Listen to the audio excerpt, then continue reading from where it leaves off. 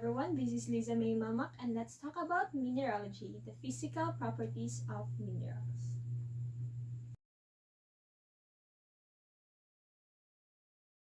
Mineralogy is a study of the chemistry, crystal structure, and the physical properties of the minerals constituents of the rocks.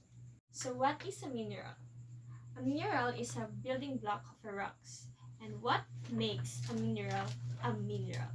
So a mineral is considered to be a mineral when it is solid, naturally occurring, inorganic, has a fixed chemical formula, and a specific atomic arrangement. So let's take a look at this picture. It is an ice. So ice is a solid, and it is a naturally occurring, and it is a not living and never was living, and it has a fixed chemical formula, which is H2O, and thus has a specific atomic arrangement, but people think that it is not considered as a mineral, even though the classification of a mineral fits exactly at the ice, because ice appears as a liquid, and so let's leave it as a question mark or for you to find out. Up next is a sulfur. Sulfur is as you can see, is a solid, and it is naturally occurring since it is formed along with the volcanoes, and it is inorganic, not living, and never was living, and it has also a specific atomic arrangement and a fixed chemical formula. So overall, since all the criteria have been met, sulfur is a mineral. So the question is, how can we identify minerals? Minerals is precisely identified through its chemical composition and through the help of theoretical experiments. But it is not necessary that you can always rely on its chemical composition when it does have its physical properties. Through its physical properties, actually has a very great deal about identifying what type of mineral it is, since physical properties is more likely to be used in the field. And for today, I am going to discuss about the uses of physical properties of a minerals and how reliable it is to identify what type of mineral is it. So the characteristic which is under the physical properties that we will look under is the color, luster, streak, breakage, and the hardness, and as well as other things that will identify the characteristic of its physical properties. So let's start with the color. Color means that the visible color you see to the naked eye, and just identifying the color of something you see. So for example, take a look at these pictures. The other one, they are both identical in terms of colors. They are both purple. But in the other hand, in the left side it is a quartz, and in the right side it is a fluorite. So basically, in identifying minerals, color is not that reliable in identification. Just to drive it home, just take a look at this similar color. They are both translucent white, right? But they are actually not the same mineral, because in the left side it is a calcite, in the right side it is a halite.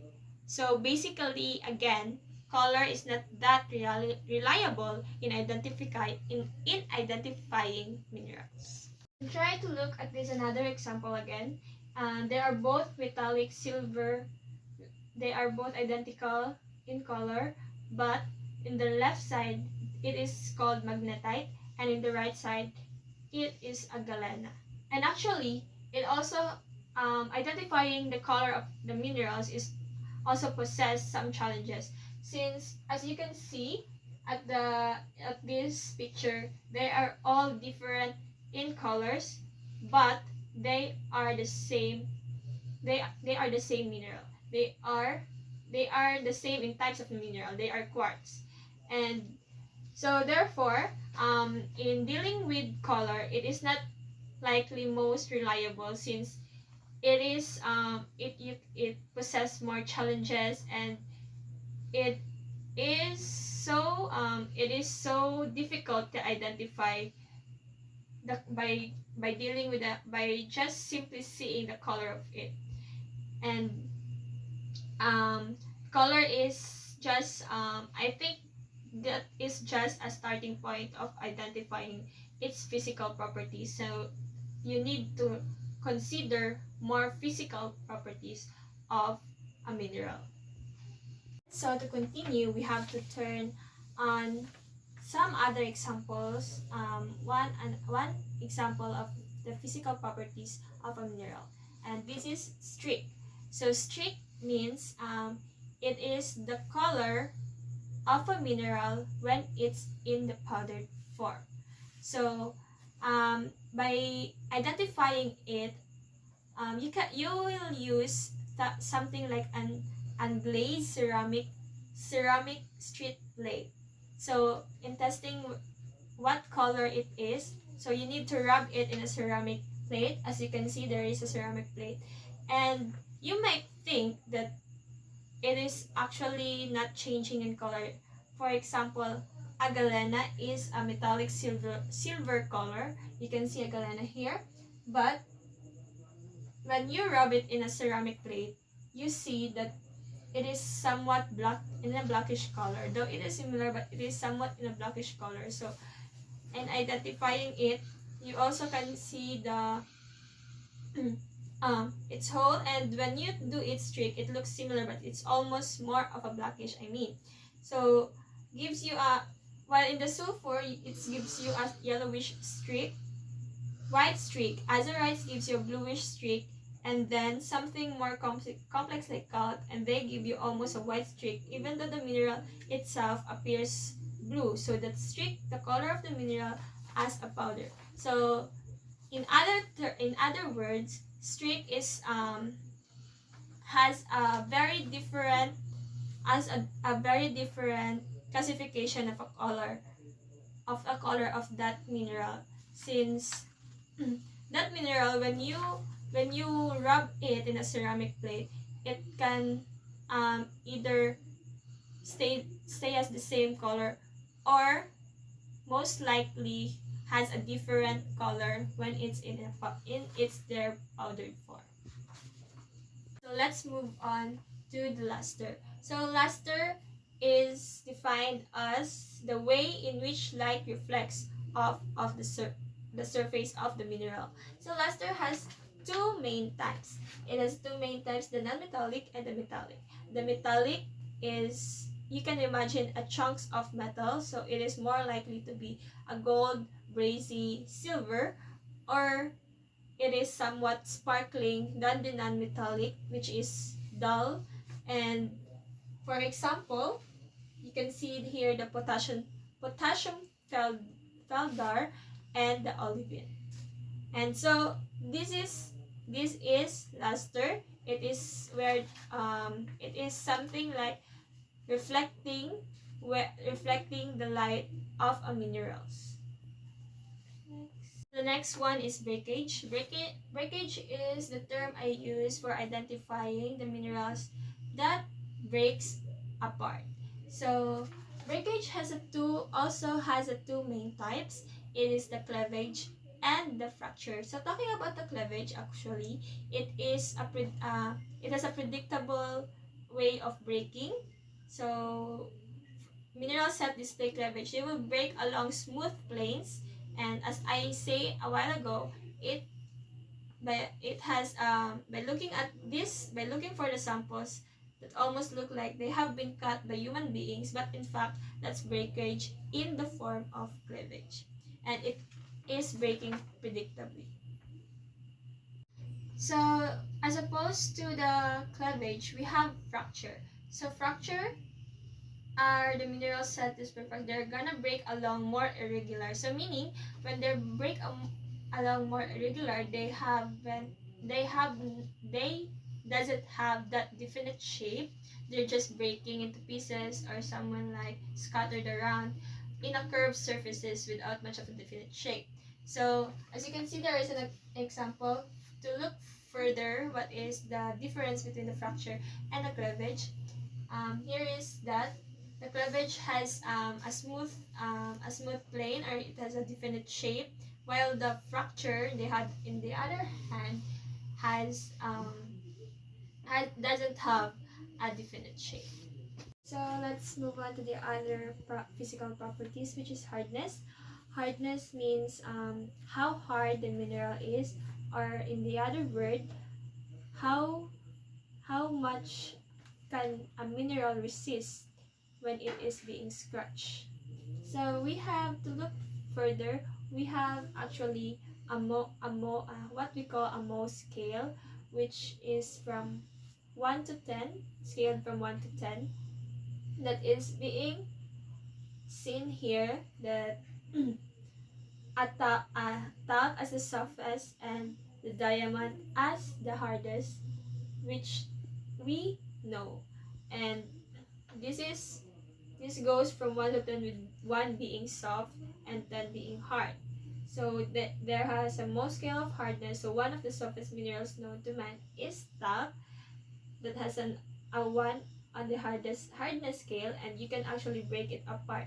Actually, you can break it apart with your own fingernail. That's how soft it is.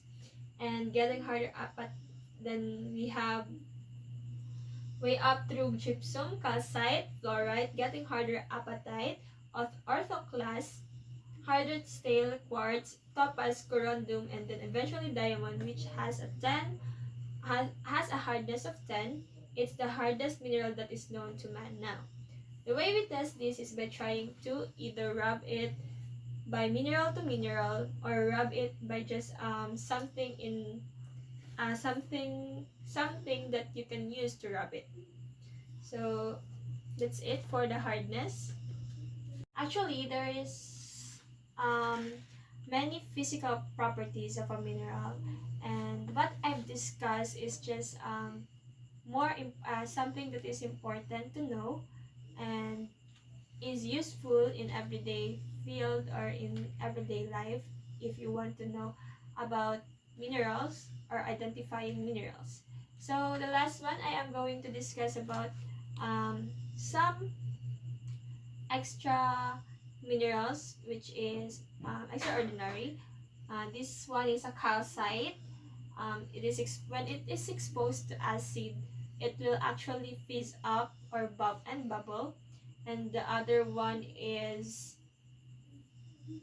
growing in the under the ultraviolet.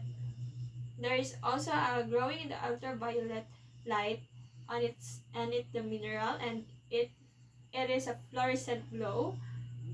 And the name of the mineral is a fluorite actually. And mineral calcite displays double refraction, which means when you look through it will refract the light, so that you're seeing double of of whatsoever is on the other side. So as you can see, it reflects the light and also refract the light. So calcite is also an extraordinary minerals that I will introduce. And magnetite. Magnetite is a magnetic, from its word magnetite, or its name magnetite. It's a magnetic mineral. So it's a good way to test it. And then things like taste and smell, the light will actually taste salty. So when you taste a magnet, it's most likely salty. Then so let's take a look at the recap. So for the recap, all the physical properties of a mineral results from the mineral's internal arrangement of atoms. And there we discuss also the physical properties of a minerals, which is color, streak, cluster, breakage, breakage of its two types, the fracture and the cleavage, and the form and the other characteristics that will help us identify what type of mineral it is. And also remember that in geology, it is important to know about the minerals because minerals help us about the building, about what type of rock it is, since minerals are also useful in identifying the hardness, just like how we use diamonds as our jewelries or diamonds as something in mining, and so on and so forth. So that's it for today. I hope you learned from me again. This is Lisa May Mamak reporting mineralogy, and the main topic is the physical properties and its minerals.